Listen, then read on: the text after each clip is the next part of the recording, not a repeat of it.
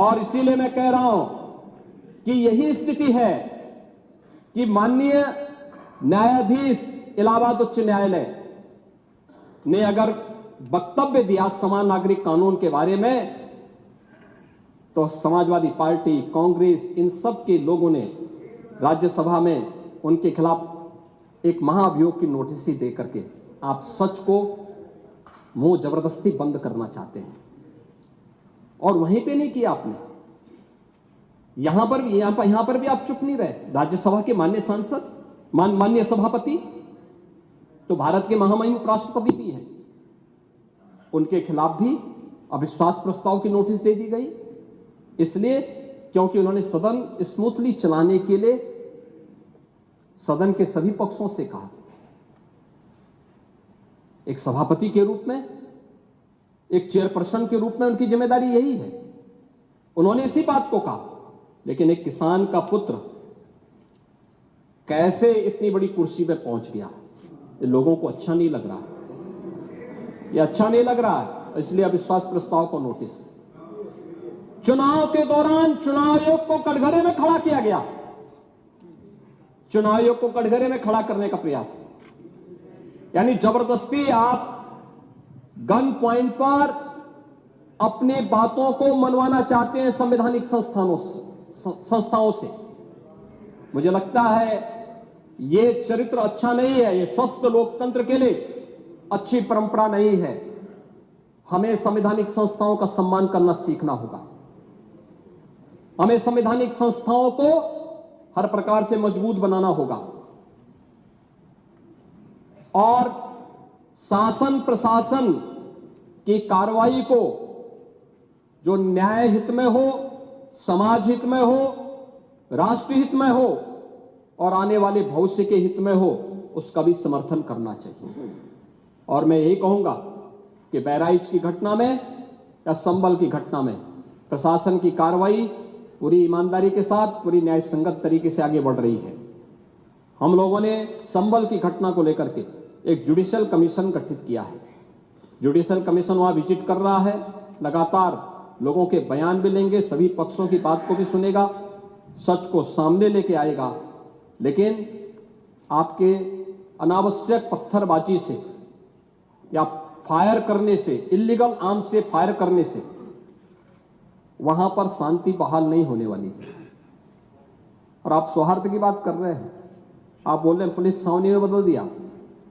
अब देखो रहे धार्मिक स्थल से बिजली चोरी, यानी बिजली के मिनी स्टेशन संचालित हो रहे हैं। हम तो ये सोच रहे थे कि मिनी स्टेशन पावर कारपोरेशन ही चला रहा है। अब वहां पर कई मस्जिदें ऐसी पाई गई जिन मस्जिदों के ऊपर एक इल्लीगल सब स्टेशन बना करके वहां से कनेक्शन बांटे गए थे लोगों को फ्री में। लाइन लॉस प्रदेश के अंदर, उत्तर प्रदेश के अंदर लाइन लॉस पावर कारपोरेशन का ये 30 से कम है।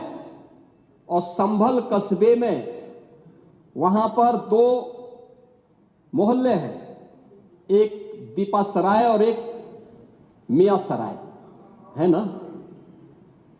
इन दोनों में लाइन लॉस 78% और 82% है। देश के संसाधनों में कैसे लूट होती है।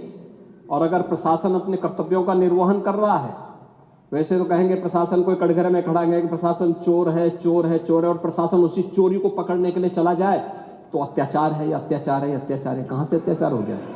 अरे यही सच्चाई है, उस सच्चाई को उजागर किया जा रहा है। और याद रखना, सच्चाई जब सबके सामने आती है लोगों को बुरा लगता है, क्योंकि जो सच्चाई स्वीकार नहीं कर सकते, जो बराबरी नहीं कर सकते, वे बुराई करते हैं। और यही बुराई आप कर रहे हैं।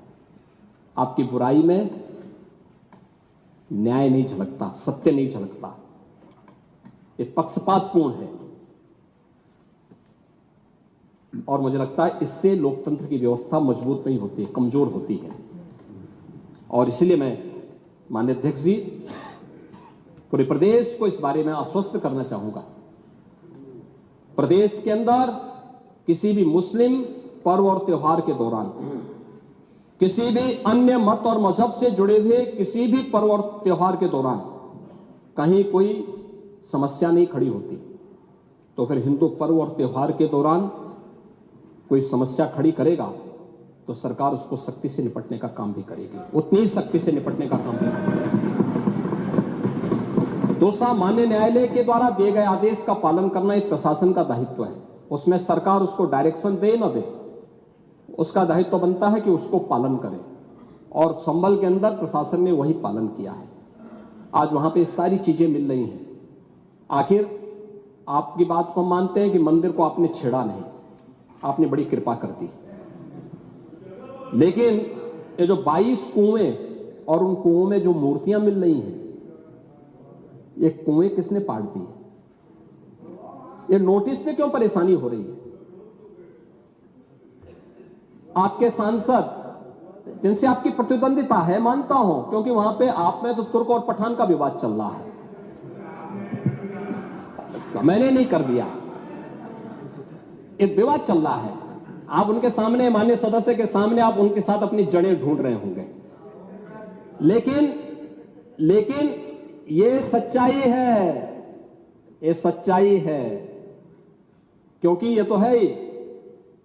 सकीफुल रहमान बर्क कभी भी अपने को ये नहीं बोलते थे कि मैं भारत का नागरिक हूं, वो तो कहते थे मैं बाबर का संतान हूं, वो बोलते थे। आप भी मानते हो किस बात को?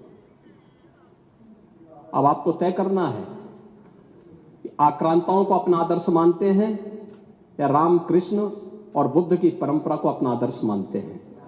भारत के अंदर राम, कृष्ण और बुद्ध की ही परंपरा रहेगी, बाबर और औरंगजेब की परंपरा नहीं रहेगी। धन्यवाद।